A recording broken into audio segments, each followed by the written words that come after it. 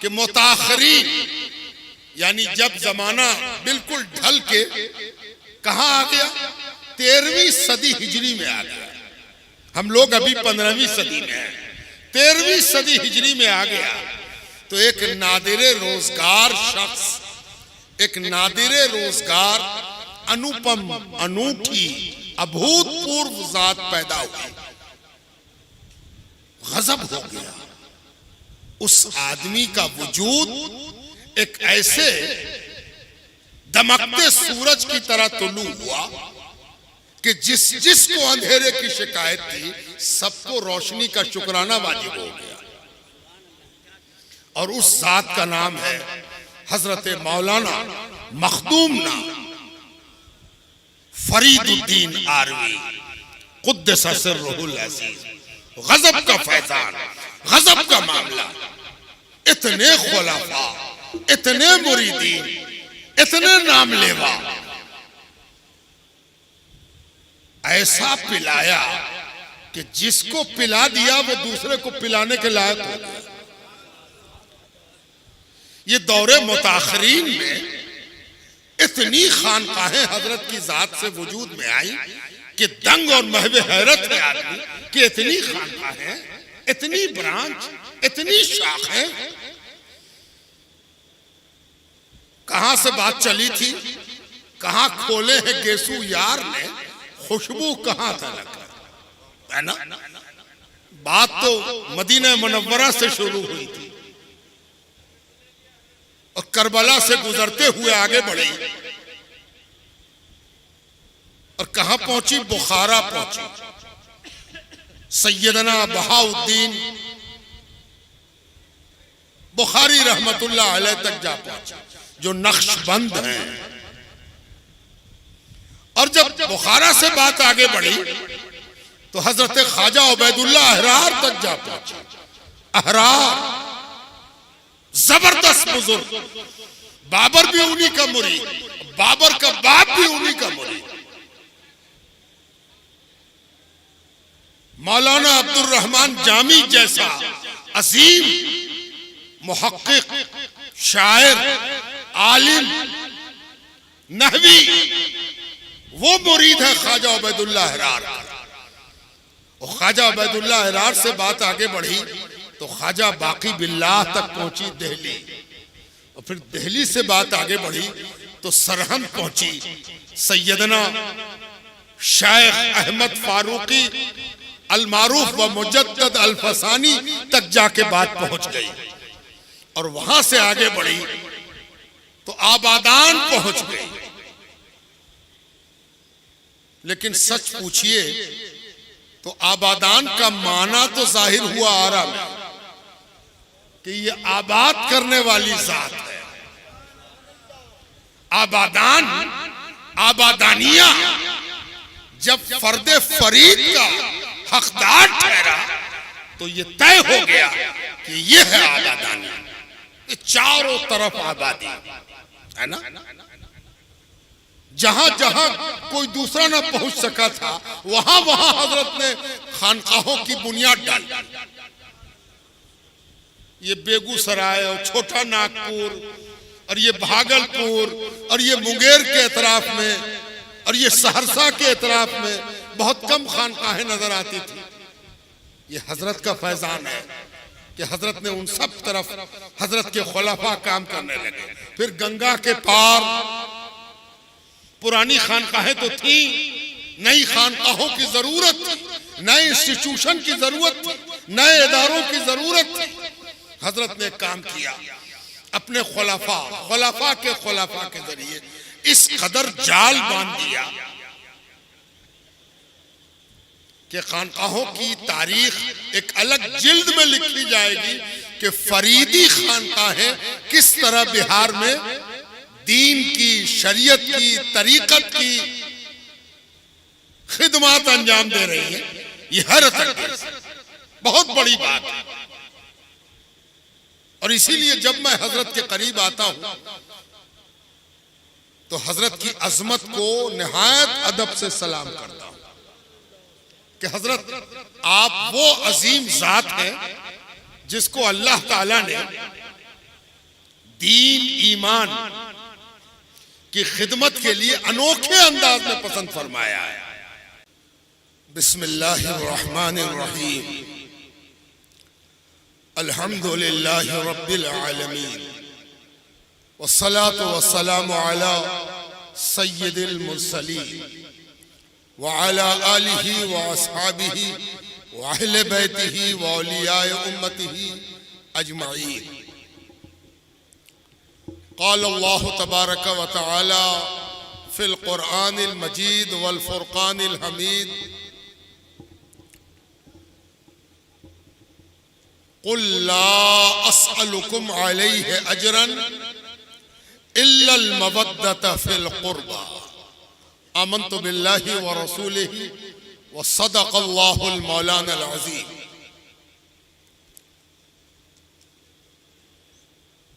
मशाइख़ किराम, उलमाए इज़ाम, शुअराए किराम, मुअज़्ज़ज़ हाज़रीन व सामीईन व नाज़रीन,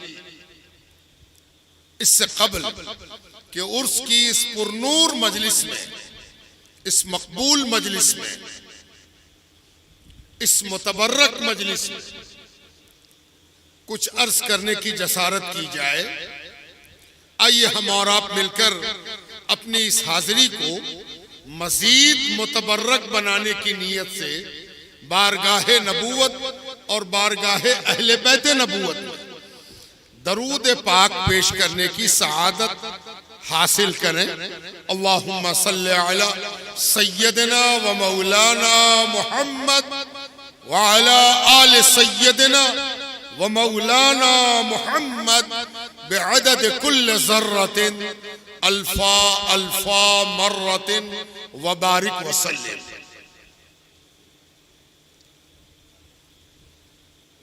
मेरे लिए यह ऐन खुश नसीबी है, सआदत है, खुशबख्ती है, सौभाग्य है, लफ्ज़न नहीं मानन, ईमानन, एतकादन, कि मैं एक मुस्तनद वली की चौखट पर हाजिर आया। ये बिलाशुबा ऐसा अमल है जिस पर सोच समझ के अल्लाह के शुक्र का सजदा करना चाहिए। इसलिए कि इस दर पर आना अक्ल के बैसाखी से मुमकिन नहीं है। अगर अक्ल की बैसाखी लगाई जाए तो पहले तो अक्ल को हमारी नींद रोके। कौन रात भर जागे, पता नहीं कब पानी बरस जाए, बैठने की जगह मिले ना मिले, लेटने की जगह ना मिले ना मिले। हम तो 9 बजे खाना खा लेते हैं, पता नहीं कितने बजे खाना मिले, खाना कैसा हो, भीड़ कैसी हो, चप्पल सलामत रहे कि ना रहे, सामान का क्या होगा। ये अक्ल है जो पता नहीं दर्जनों शिकवे कह रही है, जिसकी बुनियाद पर यहां आने से रहे। अब अक्ल थोड़ा सा आगे बढ़ी तो अक्ल ने कहा किसी के उर्स में जाना सुन्नत है। शरीयत में कहीं पर है कि उर्स में जाया जाए। अल्लाह के रसूल गए थे, सहाबा गए थे, ताबेईन गए थे, तबे ताबेईन गए थे। देखा आपने, ये सब अक्ल है जो अपना प्रकाश आप पर डाल रही है। और अगर आप अक्ल के भरोसे रहे तो कहां इधर आइएगा। तो यहां जो जो आया है वो अक्ल की बैसाखी लगा के नहीं आया है। और जब अक्ल की बैसाखी लगा के नहीं आया है तो लाया कौन है? अभी आया है कि लाया गया है? आता अक्ल की टिकट लेके आता, और चूंकि ये अक्ल की टिकट लेके नहीं आया है तो यकीनन इसे लाया गया है, और जब लाया गया है तो यकीनन उस लाने वाले का शुक्राना जरूरी है, इसलिए कि यहां आकर ईमान ताजा हो रहा है। ईमान ताजा क्या बात हुई, कैसे ईमान ताजा हो रहा है? जी, हर वो अमल जो नेक है और हर वो अमल जो बद है, इसको अक्ल की तराजू पर तौल के उससे बचना मुमकिन नहीं है। हुक्म सुना दिया, नमाज पढ़नी है, रोजा रखना है, ज़कात निकालनी है, ये काम करना है, ये काम नहीं करना है, ये होगा कैसे? ये कैसे मुमकिन है? इसको मुमकिन कैसे बनाएगा? इसको मुमकिन बनाने का तरीका क्या है? क्या जो लोग गुनाह करते हैं वो जानते नहीं कि ये गुनाह है? जो लोग फर्ज को तर्क करते हैं उन्हें नहीं मालूम कि ये फर्ज है? जो लोग नाफरमानी की गली में कदम रखते हैं उन्हें ये बात नहीं मालूम है कि ये नाफरमानी है? जी, जब किताब हार जाती है तब वो इशारा करती है कि कोई पीर खोजो, कोई मुर्शिद खोजो,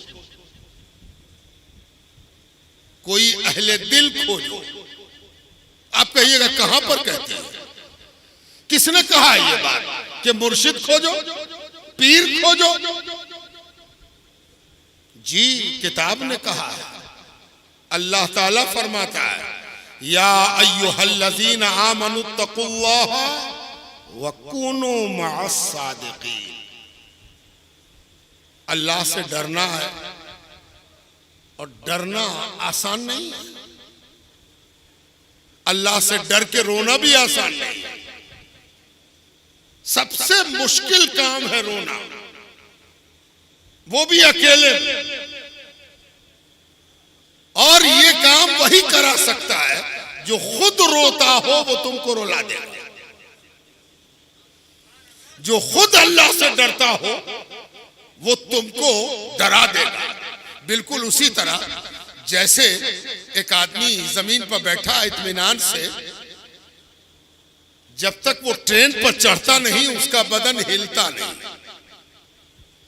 जैसे ही वो ट्रेन पर चढ़ा, गाड़ी पर चढ़ा, मोटर पर चढ़ा, उसके बदन में हरकत आ गई।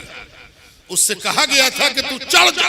चढ़ेगा तो चूंकि गाड़ी हिल रही है तू भी हिलने लगेगा, चूंकि ट्रेन हिल रही है तू भी हिलने लगेगा। कुनू माअस सादिकीन, सच्चों का साथ पकड़ो। चूंकि वो डरते हैं इसलिए तुमको भी डरना सिखा देंगे, और अगर डरना ना भी सीख सके तो कम से कम हाथ पकड़ोगे तो डरने वाले के हाथ में जो लर्जिश होती है वो तुमको भी लर्जा बरंदाम कर देगी। दिलचस्प बात यह है कि कुरान करीम ने जो लबो लहजा इख्तियार किया वो बड़ा काबिल गौर है। अल्लाह ताला ने यह नहीं कहा कि कुनू मिनस सादिकीन, तुम सब सच्चे हो जाओ। कुनू मिनस सादिकीन, होना तो यही चाहिए, तुम भी सच्चे हो जाओ, तुम भी सच्चे हो, तुम सब सच्चे हो जाओ, सबको सच्चा बनना है। ये कुरान ने नहीं कहा। कुरान ने क्या कहा? कुनू माअस सादिकीन, सच्चों के साथ हो जाओ, सच्चों का साथ पकड़ो। ये वही कह सकता है जो सबका असली हाल जानता है, जिसको सबकी हकीकत का इल्म है, जो सबकी सच्चाई से वाकिफ है। जो खालिक है वही मखलूक को पहचानता है, और इसीलिए उसने मखलूक से ये नहीं कहा कि तुम भी सच्चे हो जाओ, बल्कि ये कहा सच्चे को कस के पकड़ लो। सच्चे को पकड़ने का जो फायदा होगा वो समझता है खालिक और इसीलिए पकड़ाता है। अब जरा अंदाजा लगाइए, ये हजरत शाह फरीदुद्दीन आरवी कुद्दसा सिर्रुल अजीज की बारगाह है। मैं रास्ते में सोच रहा था कि बिहार में औलिया अल्लाह की तारीख 800 साल पुरानी है। 800 साल से यहां औलिया अल्लाह के कदम पड़ते रहे, एक से एक बुलंद बाला, आला और बाला औलिया किराम यहां नजर आते हैं बिहार में। हर सिलसिले के सोहरावर्दिया, फिरदौसिया, चिश्तिया, कादरिया, शुत्तारिया, जाहिदिया, नक्शबंदिया, मुजद्दिदिया, अबुलोलाइया, हर सिलसिले के बुजुर्गान दीन यहाँ हैं। ऐसे ऐसे बुजुर्गान दीन इस बिहार में तशरीफ लाए, अपना सज्जादा रुश्दो हिदायत बिछाया, जिसको देखने को दुनिया मजबूर हुई। दुनिया ने मुड़ के देखा, दुनिया ने नक्शा निकाल के पूछा कि बिहार कहाँ है, बिहार कैसे जाएंगे, बिहार तक पहुंचने का रास्ता क्या है। आपको जान के हैरत होगी कि बुखारा से एक आदमी बिहार आता है बुखारी शरीफ की एक हदीस को समझने के लिए। एक लफ्ज इमाम बुखारी ने रिवायत के तौर पर लाया, उसको समझने के लिए बुखारा से एक आलिम बिहार आया ताकि इमाम बुखारी की सही में मौजूद एक रिवायत के एक लफ्ज को समझ सके। ये है बिहार। कोई सिलसिला ऐसा नहीं जिसके सूफी ने बिहार में कदम न रखा हो। ये बिहार की खुशकिस्मती है। लेकिन मैं ये गौर कर रहा था कि बुजुर्गान दीन कई किस्म के होते हैं, कई तरह के बुजुर्गान दीन होते हैं। एक बार मखदूम जहां शायख शरफुद्दीन अहमद यहया मनेरी से पूछा गया कि आप तो हुजूर दिल्ली गए हैं, दिल्ली में किसी मर्द खुदा से मुलाकात की हो तो जरा उसकी खबर दीजिए। मर्द खुदा से मुलाकात की हो तो उसकी खबर दीजिए। तो हजरत चुप रहे। पूछने वाले ने पूछा कि क्यों? हजरत बताइए ना, किसी मर्द खुदा से आप मिले हो तो उसके बारे में बताइए। हजरत खामोश रहे। तो पूछने वाले ने पूछा, क्या आपने दिल्ली में कोई मर्द खुदा नहीं देखा? जबकि दिल्ली में तो बड़े बड़े औलिया अल्लाह वाले हैं। हजरत ने फरमाया, तुमने तो औलिया के बारे में नहीं पूछा, तुमने तो मर्द खुदा के बारे में पूछा।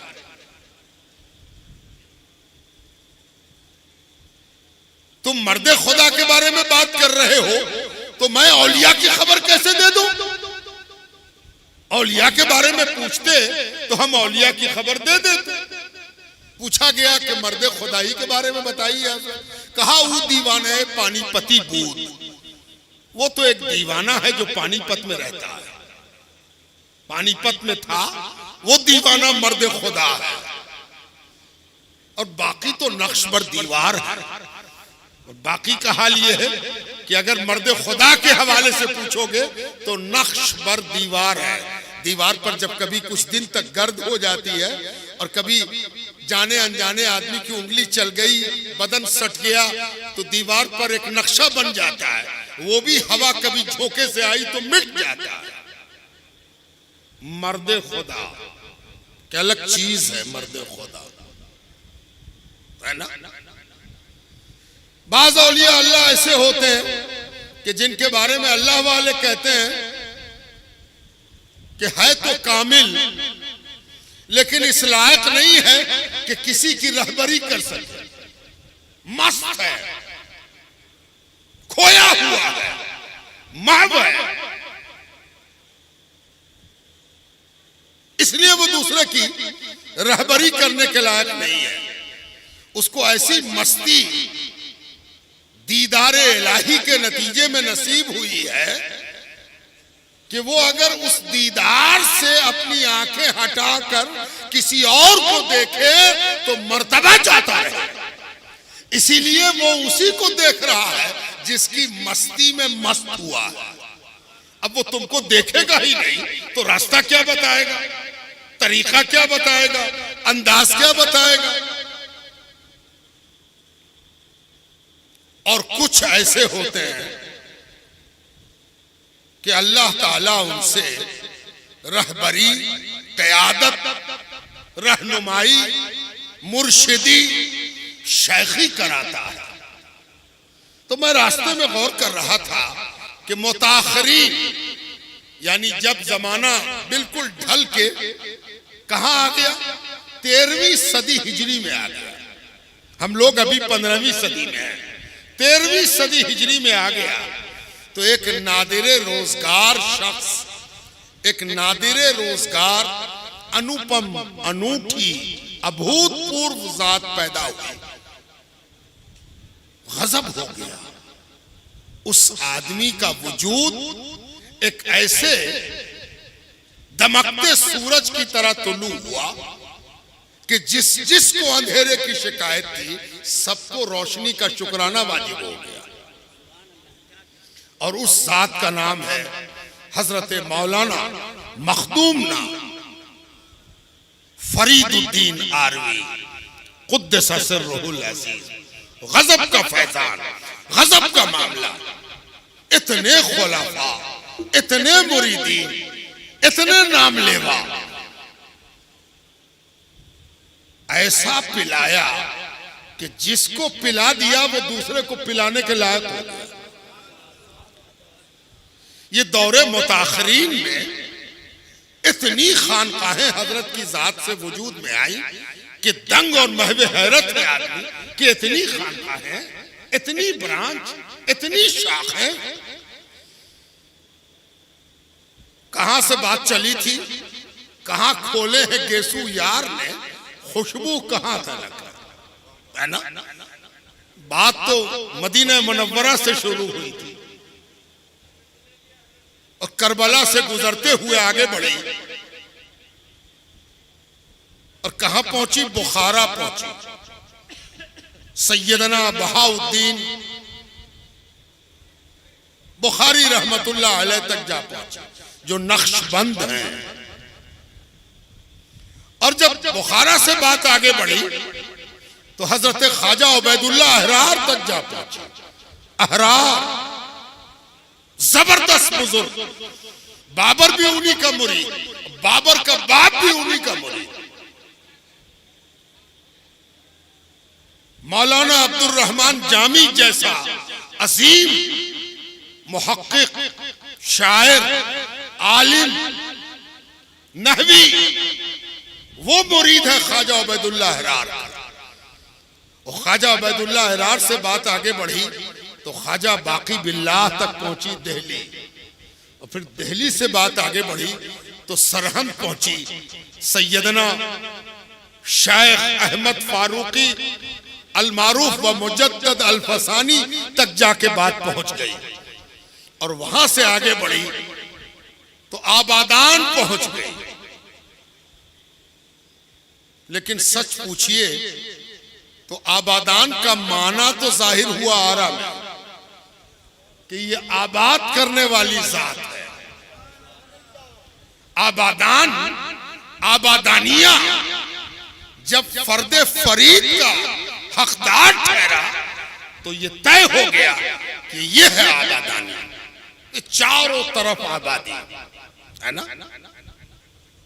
जहां जहां कोई दूसरा ना पहुंच सका था वहां वहां हजरत ने खानकाहों की बुनियाद डाली। ये बेगूसराय और छोटा नागपुर और ये भागलपुर और ये मुंगेर के एतराफ में और ये सहरसा के एतराफ में बहुत कम खानकाहें नजर आती थी। ये हजरत का फैजान है कि हजरत ने उन सब तरफ हजरत के खुलाफा काम करने लगे। फिर गंगा के पार पुरानी खानकाहें तो थी, नई खानकाहों की जरूरत थी, नए इंस्टीट्यूशन की जरूरत थी, नए इदारों की जरूरत थी। हजरत ने काम किया अपने खुलाफा के जरिए इस कदर जाल बांध दिया कि खानकाहों की तारीख एक अलग जिल्द में लिखी जाएगी कि फरीदी खानकाहें किस तरह बिहार में दीन की, शरीयत की, तरीकत की खिदमत अंजाम दे रही है। ये हर बहुत बड़ी बात है। और इसीलिए जब मैं हजरत के करीब आता हूं तो हजरत की अजमत को निहायत अदब से सलाम करता हूं कि हजरत आप वो अजीम जात हैं जिसको अल्लाह ताला ने दीन ईमान की खिदमत के लिए अनोखे अंदाज में पसंद फरमाया है।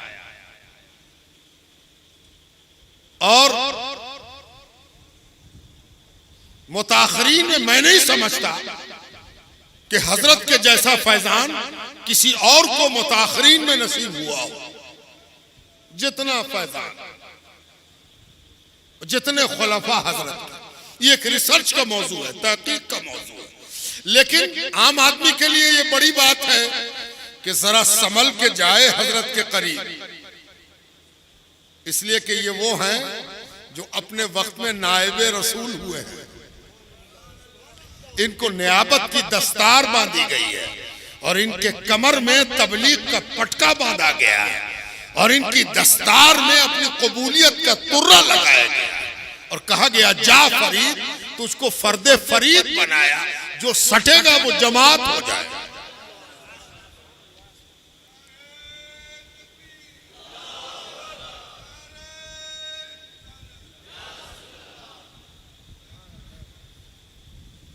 हजरत फरीदुद्दीन आरवी रहमतुल्लाह ताला अलैह आज हम सब उनकी बारगाह में बैठे हुए हैं। मैं अक्सर कहता हूं कि अगर अल्लाह ताला अपना फजल ना फरमाए तो औलिया से कभी अक्ल इंसाफ का रिश्ता कायम ना होने दे। अक्ल की भी दो किस्में हैं। एक अक्ल वो है जो मोहब्बत से खाली है, दूसरी अक्ल वो है जो मोहब्बत के नतीजे में पैदा होती है। अक्ल दुश्मन नहीं है, अक्ल बिला मोहब्बत दुश्मन है। अगर अक्ल मोहब्बत के नतीजे में पैदा हुई तब तो क्या कहना है ना, और अगर अक्ल बगैर मोहब्बत के अपना जलवा दिखा रही है तब तो डरे रहो, बर्बाद ना हो जाओ। ये जितनी इबादत है और जितना अकीदा है, जितनी इबादत तुमको मालूम है और जो मालूम होगी, और जितना अकीदा तुमको मालूम है, यकीन मानो वो सब इबलीस के पास था। इबलीस के पास ना इबादत के सरमाए की कमी थी और ना ही एतकादी कमी थी। एतकाद भी पक्का पक्का था और इबादत भी पक्की पक्की थी। लेकिन याद रखो, इबादत भी इम्तिहान कराती है। सिर्फ ये इम्तिहान नहीं है कि नमाज का वक्त हुआ और नमाज न पढ़ी, गुनाह हो गया, कसूर हो गया, बिलाशुबा कसूर हुआ कि नमाज छूट गई, नमाज जाती रही, ज़कात नहीं निकाली, रोजा तर्क कर दिया, ये कसूर है। लेकिन एक कसूर और है जो नमाज पढ़ने के बाद हो जाता है, रोजा रखने के बाद हो जाता है, एतकाद की पुख्तगी का दावा करने के बाद हो जाता है, तौहीद को न सिर्फ जानने बल्कि जनवाने के बाद हो जाता है। आखिर इबलीस को अल्लाह ने फरिश्तों का उस्ताद बनाया था तो वो फरिश्तों को क्या पढ़ाता था? अलिफ बा ता सा। ते दो जबरतन क्या पढ़ाता था फरिश्ता? असरार सिखाता था, तौहीद का राज समझाता था, बड़ी बड़ी बातें सुनाता था, समझाता था। और फरिश्ते उसको देख के उसके असरार के इफ्शा पर दंग रहते थे कि अल्लाह अल्लाह, ऐसा ऐसा राज, ऐसी ऐसी बात। और अल्लाह ताला ने एक उसूल बनाया है, और वो उसूल इस दुनिया में भी आप उसको जानते हो कि इस दुनिया में भी बगैर इम्तिहान के कुछ नहीं मिलता। एक क्लर्क को हेड क्लर्क होने के लिए भी इम्तिहान देना पड़ता है, एक पढ़े लिखे को टीचर बनने के लिए इम्तिहान देना पड़ता है, एक आईएएस को तरक्की करके सीनियर आईएएस होने के लिए भी इम्तिहान से गुजरना पड़ता है। कभी ये तहरीरी होता है, कभी ये तकरीरी होता है, कभी लिख के इम्तिहान होता है, कभी बोल के इम्तिहान होता है, सब इम्तिहान है। भर पेट नमाज पढ़ के भी कब्र में जाओगे तो इम्तिहान हो जाएगा। मन रब्बों का माँ दीनों का। अरे नमाज पढ़ के आए भाई, और मेरी नमाज जनाजा भी हुई है, क्या ही सब पूछ रहे हो भाई? कभी तो नमाज जनाजा हुई है, इतनी भीड़ थी कि अल्लाह की पनाह, है ना? पूरा हरा जुट गया था। अभी नमाज जनाजा हुई तो नमाज जनाजा ना देखा था, पूछो हो कि रब कौन है? नहीं चलेगा, इम्तिहान देना। भर पेट नमाज पढ़ के आए तब भी इम्तिहान देना, नमाज जनाजा हुई तब भी इम्तिहान देना।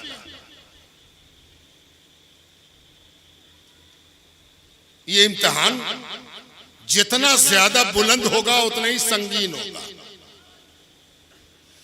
शैतान समझता था कि अब क्या इम्तिहान, और अब इम्तिहान होगा तो हम तो तौहीद पढ़ाते हैं, हम तो इबादत सिखाते हैं, हम तो एतकाद की दुनिया सजाते हैं, हमसे क्या पूछा जाएगा? पूछे ना, देखते हैं क्या पूछते हैं, बताएंगे। लेकिन जब इम्तिहान हुआ तो अजीब बात हो, है ना? एक बात और याद रखो, जब नीचे का इम्तिहान होता है तो उसमें ख्याल रखा जाता है कि जो पढ़ाया गया है वही पूछा जाए, और जैसे जैसे इम्तिहान बड़ा होता जाता है तो जो चाहे पूछ दो, है ना? एक बार आज से लगभग 50 साल पहले आईएएस में, इंडियन एडमिनिस्ट्रेटिव सर्विस में, एक बड़े आदमी इम्तिहान दे रहे थे। बड़े आदमी इसलिए कि उनको तहरीरी इम्तिहान में बहुत बड़ा नंबर आया था। तो उनसे सवाल हुआ, जरा सुनिएगा कैसा कैसा सवाल हो, है ना? पूछा गया, अंग्रेजी में सवाल हुआ, मैं तर्जुमा कर देता हूं। व्हाई बिहारीज आर कॉल्ड बुद्धू? बिहारी को बुद्धू क्यों कहते हैं? हमसे आपसे कोई पूछे तो आप कहिएगा ये बिहारी का दुश्मन है, बिहारी के बारे में निगेटिव एटीट्यूड रखता है। बताइए तो कोई सवाल हुआ कि बिहारी को बुद्धू क्यों कहते हैं? कहां पर कहते हैं? कौन कहता है? किसकी हिम्मत? बोल के देखे तो जरा, तो हम भी बता दें कि बिहारी बुद्धू होता है ना? कौन बोला? कैसे बोला? और कहीं ये सब शुरू किया तब तो याद रखिए आसमान पर हो चुका है ना? सीधे सीधे जवाब दे, हाय रे हाय, क्या जवाब देने वाला जवाब दे गया। उसने कहा हाँ, बिहारी को बुद्धू इसलिए कहते हैं कि बिहार से बुद्ध का रिश्ता है। गौतम बुद्ध दुनिया के बड़े आदमी थे, उनका बिहार से रिश्ता है, तो जो जो बुद्ध से रिश्ता रखेगा वो तो बुद्धू कहलाएगा, है ना? इम्तिहान लेने वाला गौर से चेहरा देखता रहा कि ये बुद्धू के हम बुद्धू, है ना? तो जब जैसे जैसे दर्जा बुलंद होता है वैसे वैसे इम्तिहान भी बुलंद होता जाता है। सोच रहा था कि अब तो आखिरी इम्तिहान है, तौहीद पर होगा, एतकादे तौहीद पर होगा, असरारे तौहीद पर होगा। और जब सवाल हुआ तो अक्ल परवास कर गई। सवाल जानते हैं क्या हुआ? उसजुदूल आदम, आदम को सजदा करो। आदम को सजदा करो, अच्छा, अब यहीं पर रुक जाइए जरा। चलिए वहां जहां एक रोज हुजूर सैयद लौलाक